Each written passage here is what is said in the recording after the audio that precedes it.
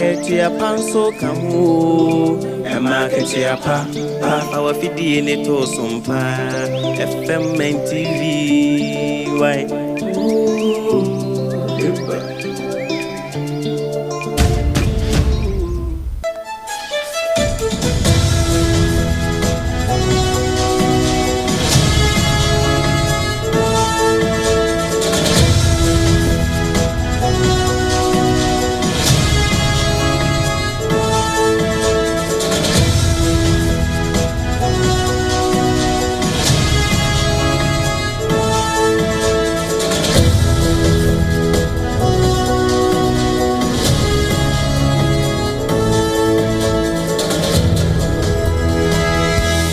Abon nonsia ahaya Sompa 106.5 FM Accra Ebran so say Nana KJC Company Limited Ekoba Simprimo anopa nonsia kasiebo no yede ebremo Nana KJC Company Limited anopa nonsia kasiebo yi secure sanitary part ebone chidom na endpoint homeopathy clinic nso ejina baba na kasiebo yi enam Sompa Accra no esanso enam Sompa ewo Kumase sanso enam Sompa awoduo mu ewo Nkranza sunyane nsu ekuram doma fonsu kuram takrade fonsu ekuram emiamia bebre ayiko FM ewo Kumase sanso na wobenya yen ewo Adamfo pa radio eno nso so ewo Paris ensema yede esomo anopai ewo ekoba simprimo anopa no nsia kasebo ewo Sompa 106.5 FM so Accra no dedi makotire no ebini Ora Adubuahe sikabi a wanom susu se efa ne nsase no wabechirechirem Omampanyi His Excellency John Dramani Mahama wajina ni tumi so na National Peace Council no wada womwadi Doma hinkro so epanifo abo amane se kwada motofo abese nom elofo obosobe no wanum ti nana no Ghana Labour Department nso da dwumadie bie die betimi aboa ama wona wo panyuma won sabeto so prekope Aposifo ebo amane se aketesia zinabu a wanum je ne kra free ne samotwifo praso no yensa shonkofo bi mo Ghana Water Company Limited nso achi nipa num bi wansantema ntemu a yabo mo sobo se ko mo fa so enya nsuo no wo mo amfa kwampa so Sada ana atiwa West DCE a yebo ni dini wamagina tru ensempi ka we no mu ne yede so mo sakasiebo ewo Sompa 106.5 FM so ye ne yede so mo no pai eyeme Akosua ago Aboagye obetimi afrem Akosua nhira me ne me doba Abena Badu Adepa Kwofie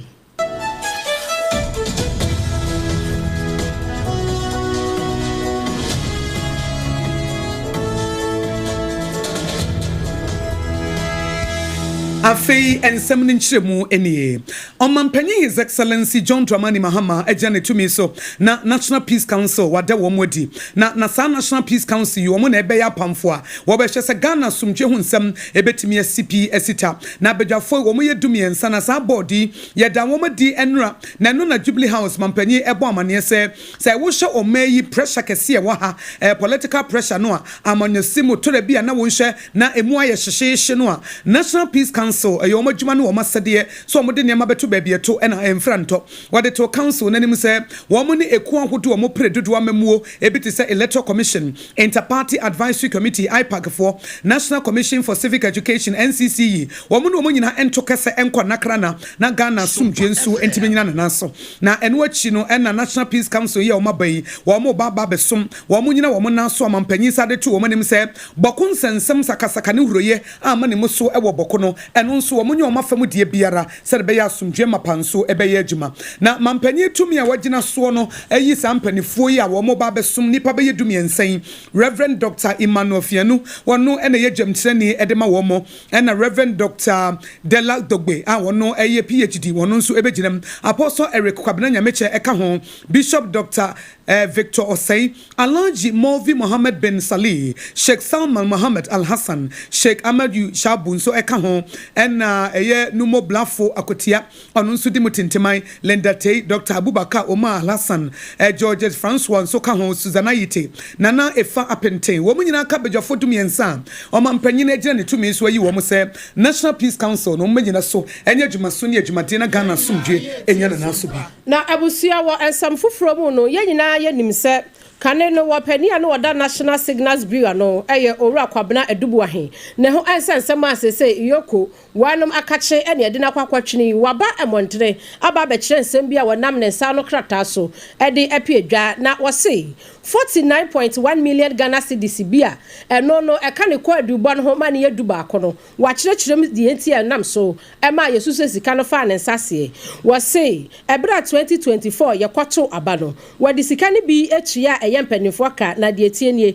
wose 9,537,000 Ghana cedis ena wade ma eye ICS fo ema wanom adituatua ne ema bi sade ebe ya beboa ama abato no so se ya maho bra no etimi agina brane afei 6,900,000 so wade ma personal ena afei operation sade ebe ya wam so betumi aboa ama abato no betumi agina brane na etuate dom bia na se nipa boni ni bi emfa ba bi emeye bukata bi ante no so bambo mu nsam ewo abato ni mu ena ode sesika no ema penifo afei 960,000 Ghana cedis ena afei 309,000 Ghana cedis so waso ade ya allowance ade ma MPC ya na wonom ewo defense ena afei interior committee no so ewo mrahye bedwafie afei 8.3 million Ghana cedis so eno so wade boai said ye be ya aba ya to no 2024 no ye quality ene ye kenkan no so wano betimi di abohobra afei owura dubu ahe akire mu ha no mu bio say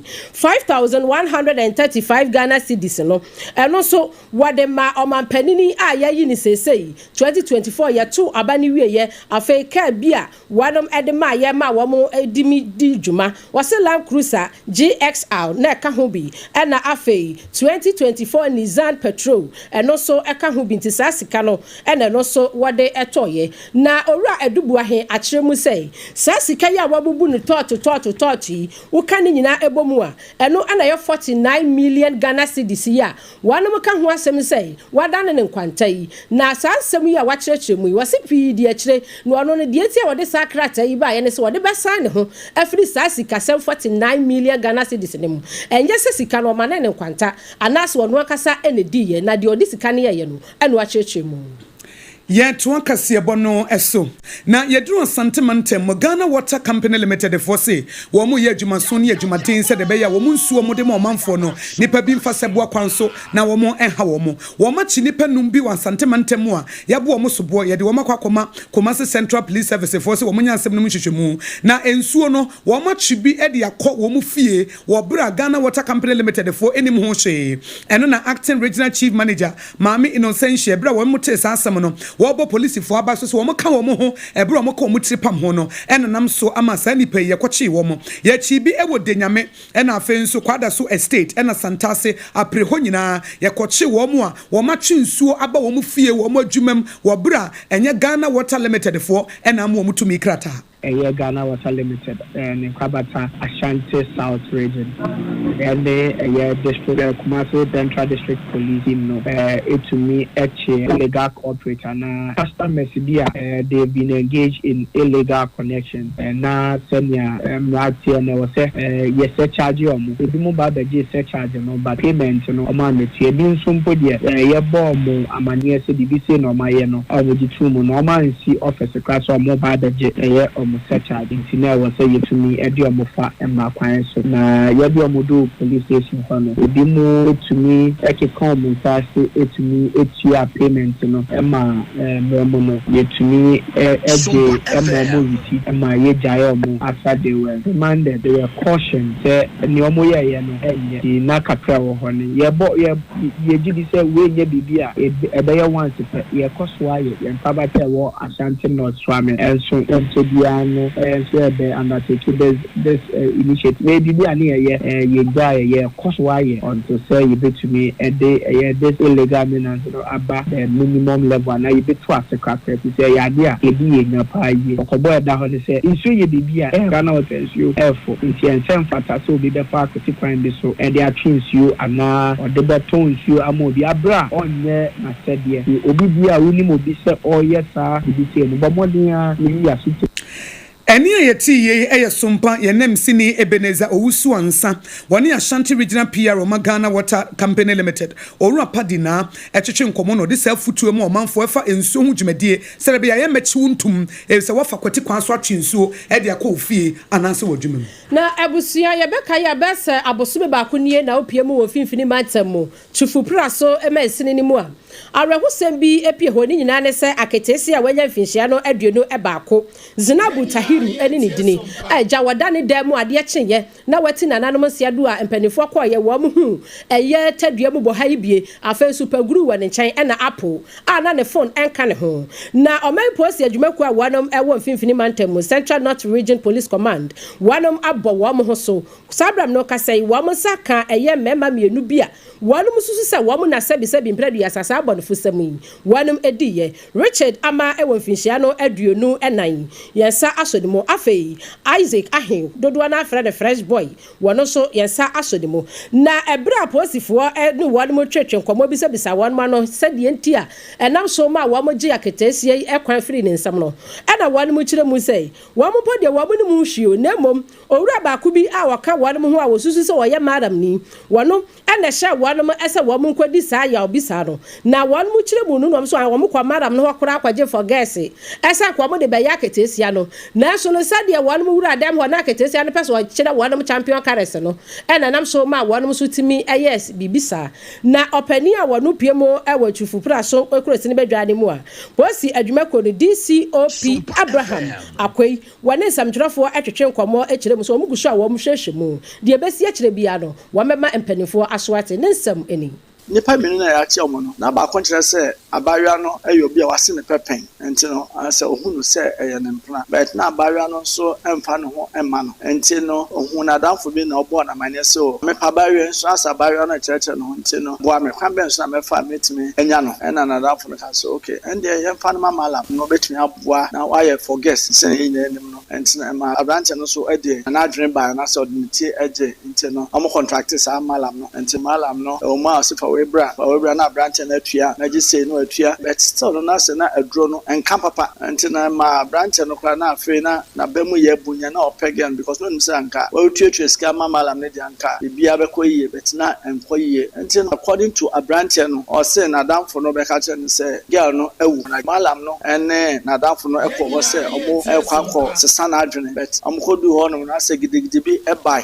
na omukun girl no antina omukun girl no wie no na omode phone no branch no say ne kanchi man na so pen no ne be we no mkoko no rie no na mo de phone no ebre no say girl no mo kwasa nka mo kwa kwasa na adra na so mo ne kwa say bet ase gidigidi bi ba enti no girl no mo atwo ne mo na ma wasan afamu ewu enti no mo de phone no be di sa Richard ama no nsem so no nkuta na say eba say abusuanfo frɛ number na on kire mu say obodi hye no odi branch bi sika na mo so na wafamu ewu enti na say phone no wa branch e wo sa na woman aso woman adu no Central North Region Police Command DCOP Abraham akwai and one samtrafo echeche nkomo yi akwai a wamofa so e ma mrantie mienu wonsa eso wo mu Arewo sama yete afi Kochi enwo Achuma Kwanwoma district enwo Ashanti region ene se Abena bi yesi na boo ekunu na de enti Abena yesi na boo ekunu ene se enkrofo susu se wo wiawia mobile phones ewo Kochi ene ne mpotamo eti wo mo chi no wo man police for kura mem anaso wo man fa na ma police for ene wo mo ankasa bro no si na boo e ma ne free mo yayaya wo mo si abrante wo hwem wo obi a wo ne early 30s na esemfie aduasa anim ho kakra ene wo na we ma ehu abomanfo pa ewo Kochi omuchem se ba ne se ne te ne se ye no ne se na amene afo ne ekọ hata na sa wo ne ekwa yie se de efe ne instant justice enemrem mob justice edaso wo ho se etimi chi obi ye se mobile phone ti na nipa na ne nkwa ho hiansi mobile phone a mo beku na to atwene enam de akoso nti ena we ne emususu eye we say it is alleged munyanya nyina so eche sampa won na wiawia mobile phone no nanso temamofo no susu se kronobon ketinketin bi ekoso wonpotem won na ɛdɔɔso dodo eti aburo wɔn so ɛne sɛ abranteɛ ni tira nye yi a wɔn kɔkye no a wɔn buro no si na boa kɔpem sɛ wɔfiri mu ɛbra polisifoɔ bɛduru hɔ no deɛ ne wɔwu dadaada na wei na assembly member a wɔwɔ kɔkyi twene ase electoral area sɛ John wɔde to nsɛntrɔfoɔ nim sɛ saa deɛ no deɛ ɛnyɛ koraa saa instant justice no a yɛkyi wɔ biara yɛsɛ yɛn kasa yɛde mmara hyɛ yɛn nsɛm no ɛmmoa ɔman Ghana eti si yɛkyi wɔ bi pɛ yɛmfa ne nkɔ police station fi sɛ abranteɛ a yɛsi na boa ɛkunu ɛwɔ kɔkyi no ama ehu abɔ ɔmanfoɔ yɛhɔ na string code bi sɛ obi ɔmo bɔ nkɔfo bi wɔ me hɔ na ɔmo so wɔahwim obi phone mɛsɛ wɔsɛ deɛ meyɛ biara no megyae nti de ka frɛ police nti me kɔduru hɔ na sɛ police no sɛ dɛ alande na sɛ ɔmpɛki body no wo sɛ na ɔyɛ lifeless so pasɛ me bi kɔduru hɔ deɛ na sɛ ɔyɛ lifeless wo sɛ police case nti twɛrɛfoɔ na bɛfaa no ɛkɔ ɔmɔhwe nti bɛsɛ nana na yɛtra sɛ bi ka obi hu sɛ bi a ɔyɛ ɔte around another but sɛ ɔnyɛ ɔni hɔ baabiara ɔnte around baabiara yɛn person no so we getting their family members quite bit but sɛ basi a ɛkɔdi police nsɛm sana na something else this is me bɛdi asɛm sɛ bɛba akoma kyɛ this is the first time I say that lynching we akɔ so sɛ nipa no ma bɔ na kunu saa ndɛ sɛ obi so yɛ bi saa ma ɔkɔwura asɔre dɛm sunday ya this is na is fresh in their mind na we should ɛba bɛsi saa na ɛba saa it's unfortunate ɔyɛ kɔkɔɔ tenten about almost by 30 years a young man by 30 years more kɔkɔɔ ɛne yɛti yɛ ɛyɛ kɔtwitwene ase assembly member Sir John ɔne kasa ya wɔ kyerɛm sɛ abranteɛ na yɛsi na boa kuno no ɛnsɛm fata awreho ɛni kwanse ebisi bi na asante mantam ho na busua yegusu a yegyina na arahosɛ bi nso asi awɔ kontonase ɛno no ɛwɔ bosomtwe ekurosini ebedwanem na sukuu baako ɛno no de St John Senior High School akwada baako a wɔnya mfinhyia bɛɛ sɛ edu ɛwɔtwe a wɔno ɔwɔ form 2 wɔso wakwaje na akwada baako a ɔyɛ ne junior empaboa so wɔde kwakwa bɔɔlu sɛ de empaboa na yira enti no akwada na wɔno ɔde desmo no sadia wɔyɛ day student nti wakɔfia kwakwafa brantan se carpet retwanwa mo abɛtwitwa akwada sɛ ha yɛne ne papa ɛyɛ Reverend John Akwa ɛtwetwe nkɔmɔ ɛmo kyerɛ nsɛm sei ɛkyerɛ omu school na school league football then no menya me ban so benya black shoe media akọ at that time na black shoe ni media no enye enti okoje the junior student media but omu ko bobo ne ba na omu scrape for ne makwan enti na ono makwan that time na two ni no a oje ne mpabo ni ni enti ode mpabo ni da ni classmate to do a oba no de amount but oba ye ni boy no di jam no so ntumi amfa ma ono na mpabo ni wira ye enti oso oje ne do na obeje ne 500 we want to be kept 200 Ghana cedi man. And you buy Oma can obey you all best room na obesiano no on for 300 man. And you when young farmer at that time no ko African obekika hello yeah. And the TV mu dey Abena Badu Adepa na a school for teachers in the school authority dey no ko share no say yezama and on turn on them because oyalo ne dey yama attention na nko no say na be ya no betimi atono answer na dey o ya no oye day student no adezo yi fika ndi fi ya otimi na ebe fika ya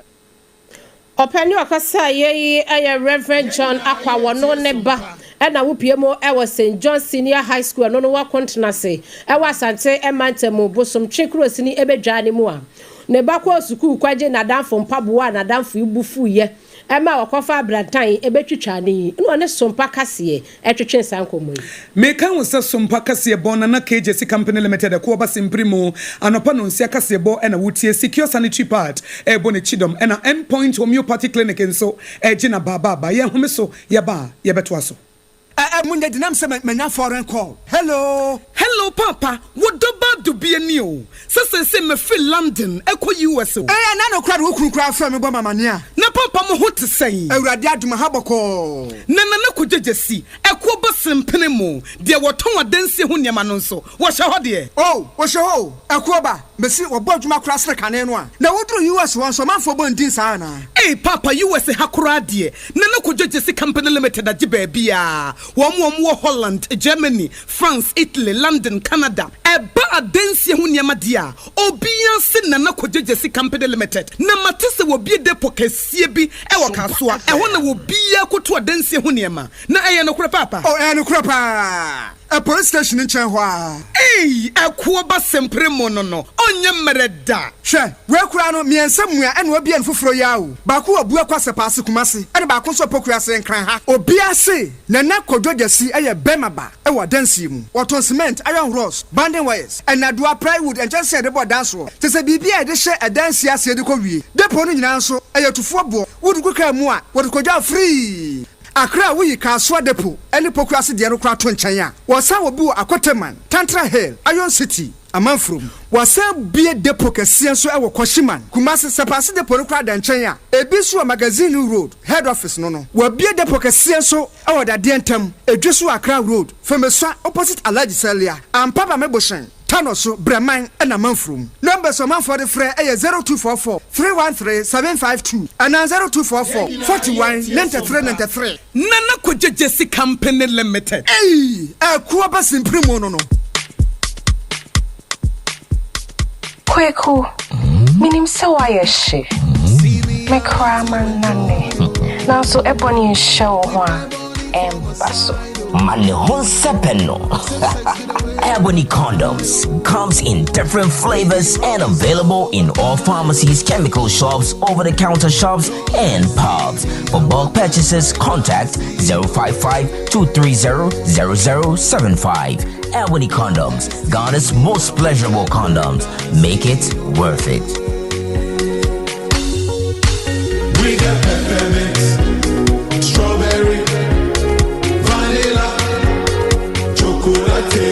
we got peppermint, strawberry, vanilla, chocolate.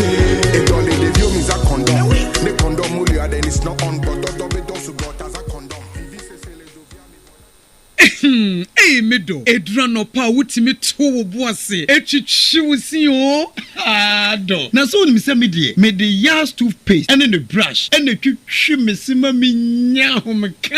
Sentina ye bokoi na me die me all time favorite Yas herbal toothpaste and then the brush aboa me ama sesei menum nso a enwunu anasa de ehia me senfimfem me biem na wo hwasa me se aye fita sesrecha homa na et brightens Yas whitening toothpaste and then the brush and me di hwimese entina wo se efei na Yas total care gel toothpaste and then the brush ne die ebo wo se ho ban demu ne nyina ema wonum ye sham. Oh yes, and Crotrodo, Yas Herba, Yas Whitening, and the Yas Total Care Gel Toothpaste, and then the brush, Abusian Chamfa. Sawo Pedudu 2 Ewon Kranha, from Leicester Ghana Limited, and was 050-161-9588. Leicester Ghana Limited, and the Yas Toothpaste Moahuduo, and then the brush Abejaso, Abeboye.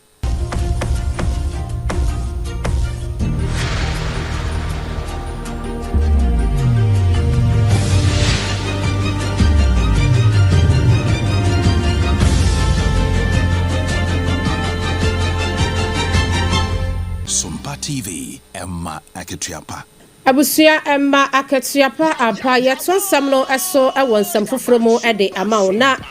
empanifo wanom efo apomodimu nsem aja upiemu ewo doma ahinkura wanom edi wondwuma ho na upiemu adoma ahinkuro hospital kese ewo ho ya aban ayasabia na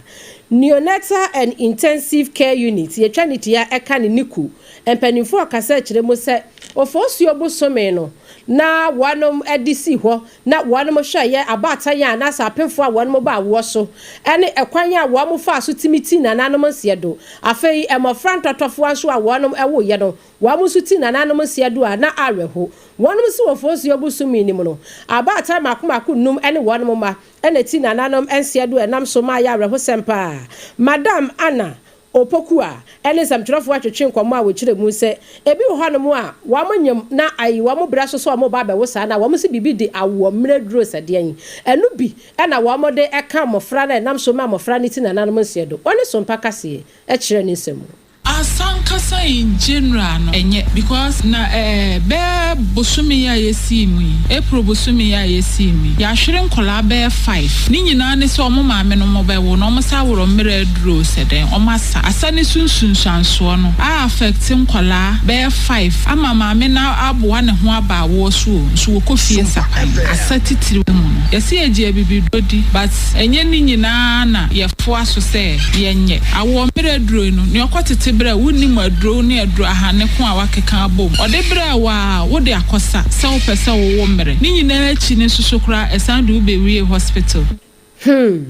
Madam Anna Opokua upiemo ewa Doma Presbyterian Hospital a edone ya bandie niku department no wono oni pani a wada no wakasewie ye chiri no ena Madam Veronica Asantua wono so ne na bedi chiri wono so ekasa ye chiri mu se ye wu a abosumi polypoly nsia eye no fonko a na wasa ode ma banfaduane bi aka ho no so sei eno chiri mu.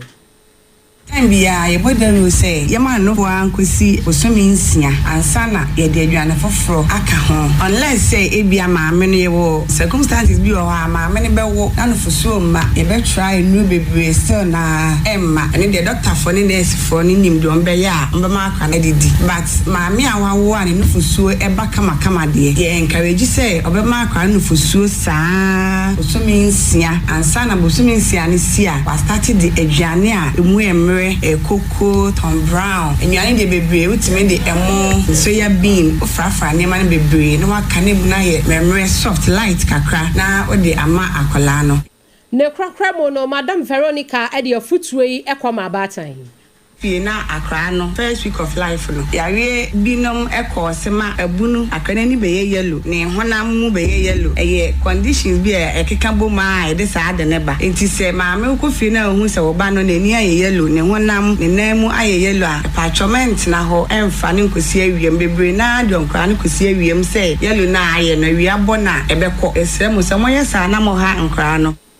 Empanifo wamuwo niku department awa Doma Hinkro Presbyterian Church and as a Presbyterian Hospital and a wamo edi kokoboi akwama batang.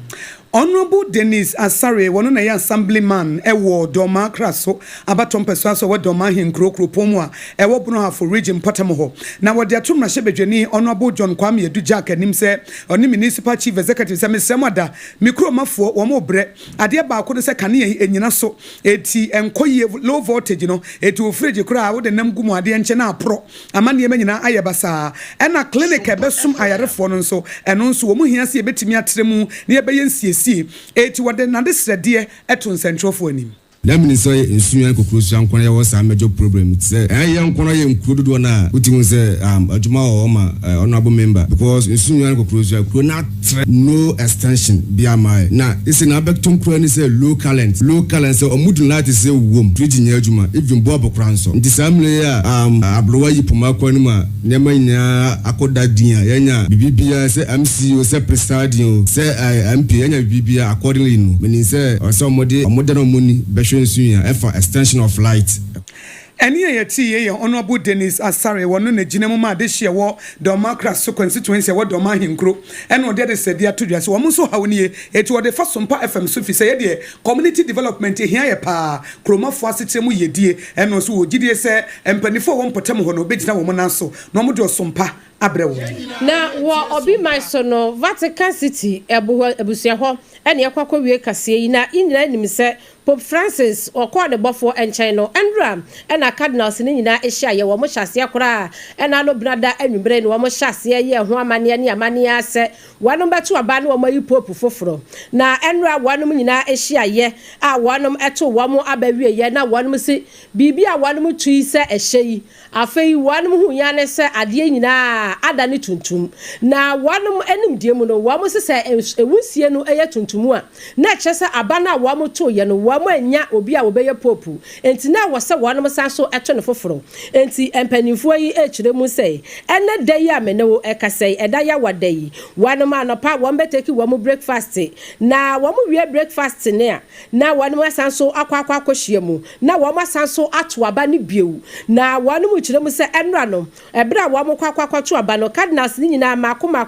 obi a ekantam edin sese edan ya waba be wura mu yi ene aba waba beto yi eyo no ko ani trim empie na no afen so wanom ayire bambo mu nsem ewo empotam ho anya asam ketewa wanom si apostle waba se 30,000 ena sabram no ka sai St Peter Square wanom ebo ban eje ban afen wamo ama wanom ba bia da obi asingi room ni ade a wanom ho eto womo amane anu so every Vatican City eba ye de asumuti ye ne won besan so ato aba foforo se wusie no ebe ye fitade a na kire se wanom enya womo popu Sompa kase bon wa Sompa 106.5 FM Accra Nana KJC Company Limited ebu ye chidom no aha ne DC kam se Nana KJC Company Limited se memo aso nte se adansie hu ne ma chance kwa wieye na kachi na wubenya na de ba ko wo no ho se enhire gu no so nti we se wo do ho bodondon na asawo se wo koto adansie hu ne ma firi ne nchempe na ne nhira na ebie pi wo so eti se wo hye wo dan na se a wo wie e se nyi obi a na nhira gu no so onyame se wo mo mbehira wo no mehira wo mo medumi wo no medumi wo mo ye wo nkrofo bi wo na masase so onyame adome wo mo ene ye wo nkrofo bi wo na masase so onyame yehira wo mo onyame yehira wo mo na mu baako ene Nana KJC Company Limited eti se wo koto adansie hu ne ma firi ne nchempe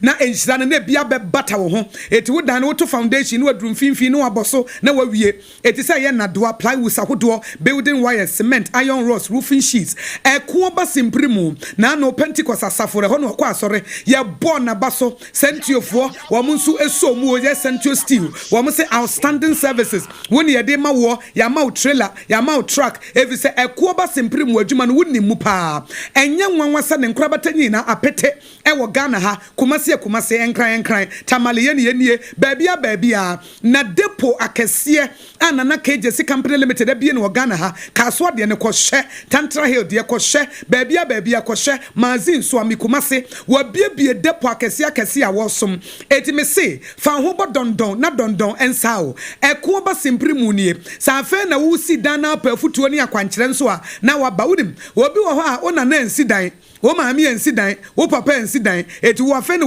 nyame wadoma wato asase a wo ba besi dan sadi esi dan wo nim ye eti wo hia free consultation eko ba simprimu se wo ba wo be mu ofutuo na akire okwan ye fa so si dan na ama adansie mu hawo no mesinfo mu wia wo no ene wo mu carpenter fo be wia wo nua ene ade ene wo mu betimi afa blocks ni bi no watimi ehu ni nyina na wo wie wo dan tem eko ba simprimu kumase ene nkran wo betimi afre no e wo 020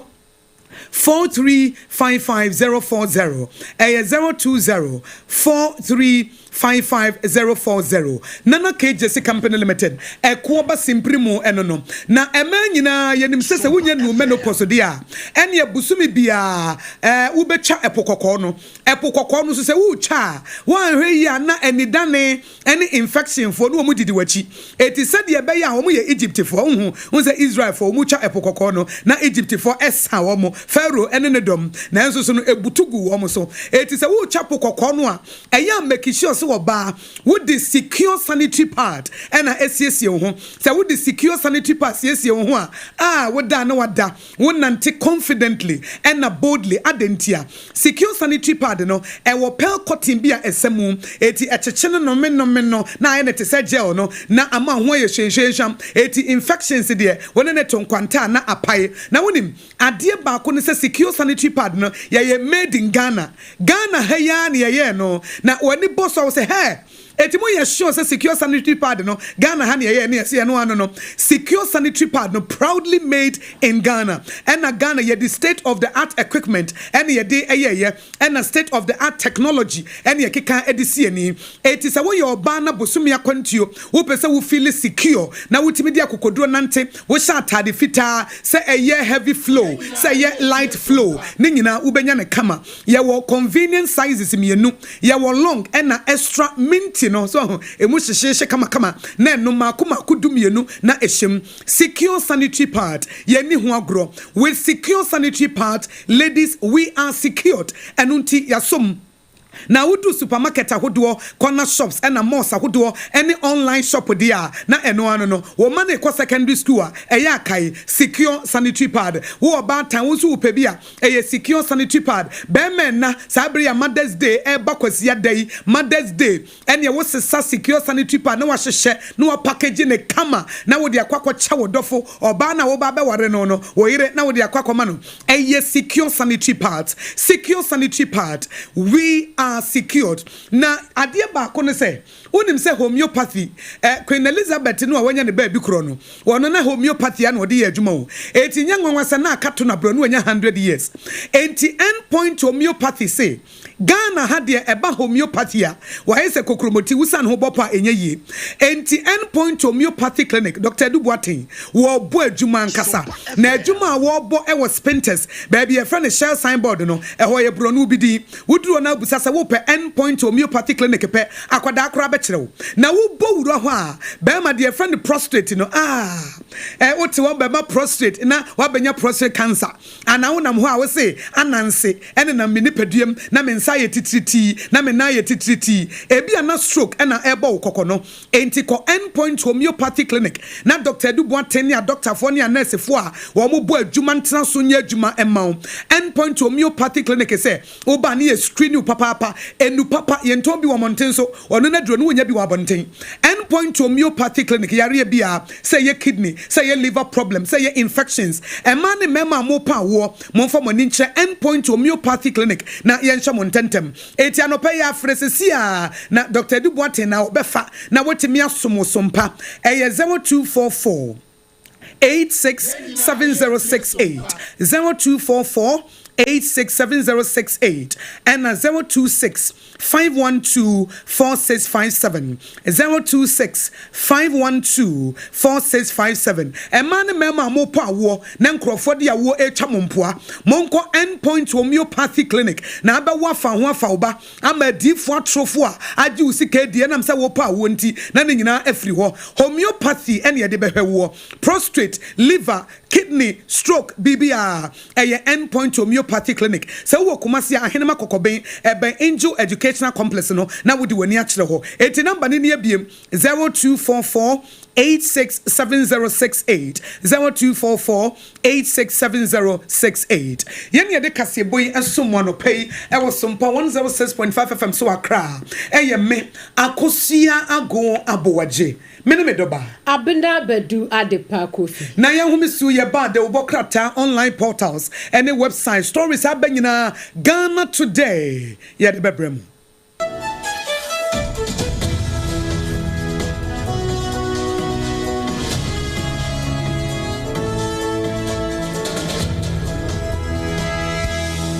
21st clinic yes